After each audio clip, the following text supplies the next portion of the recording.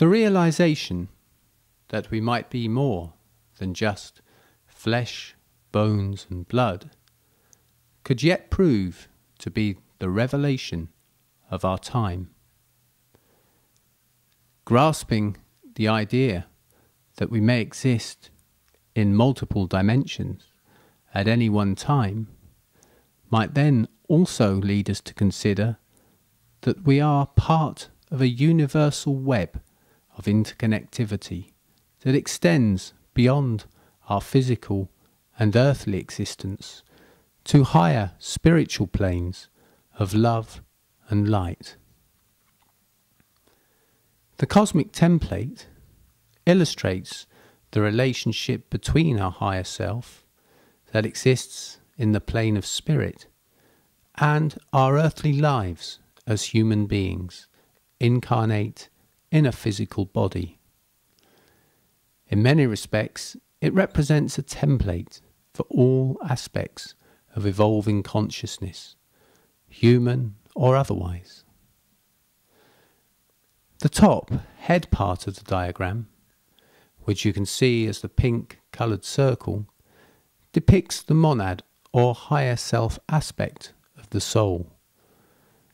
This works with our spirit guides to develop the different aspects of the lower self, bringing them into balance.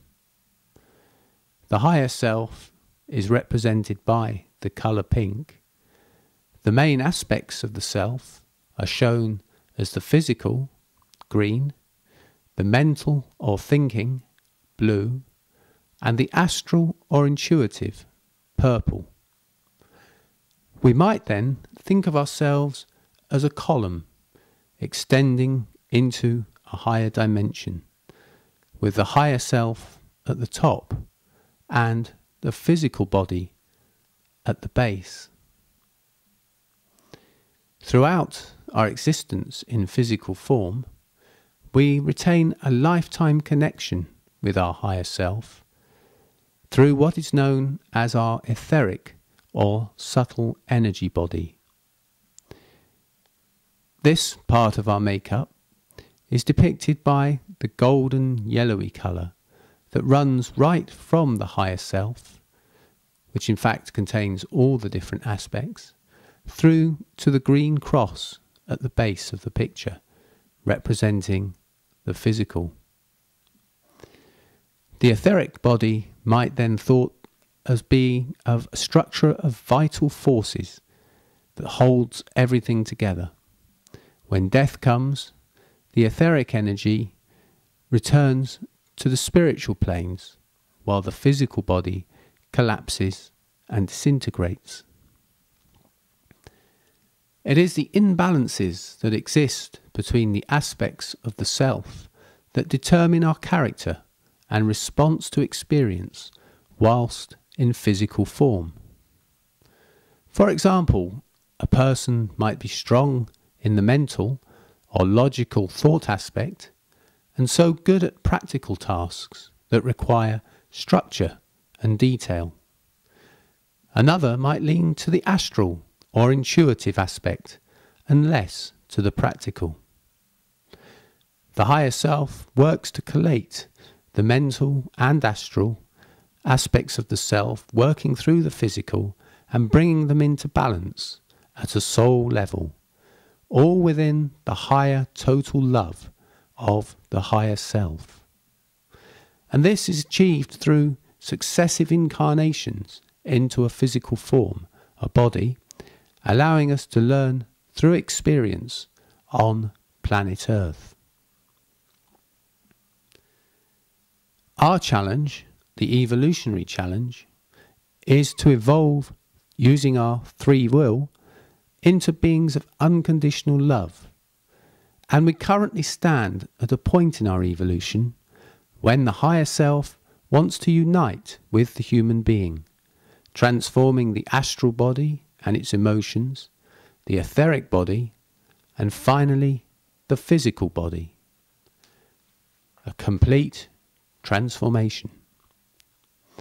This is something that by the nature of our spiritual evolution we are called to do out of our free will, from our own initiative. And an important process is the mastery of ego, lifting ourselves out of a longing to gratify, desire, greed, and all the negative selfish emotions, and model ourselves on our higher aspirations, our highest ideals, the concepts of service, unconditional love, and the concept that humanity is in fact one extended family. We would then give ourselves over to channels for the higher self, allowing a flooding of wholeness, the wholeness of unconditional love of all other beings and kinship with all life to resonate through our very being.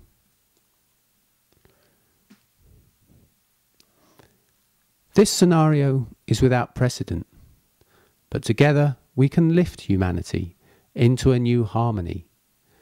Each of us can contribute, and in so accelerate the development of our soul as an aspect of consciousness.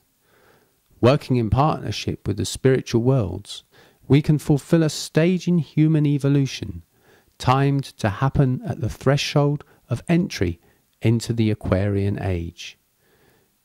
What is known as the outpourings of the waters of Aquarius, when humanity knows that we are individuals, yet one.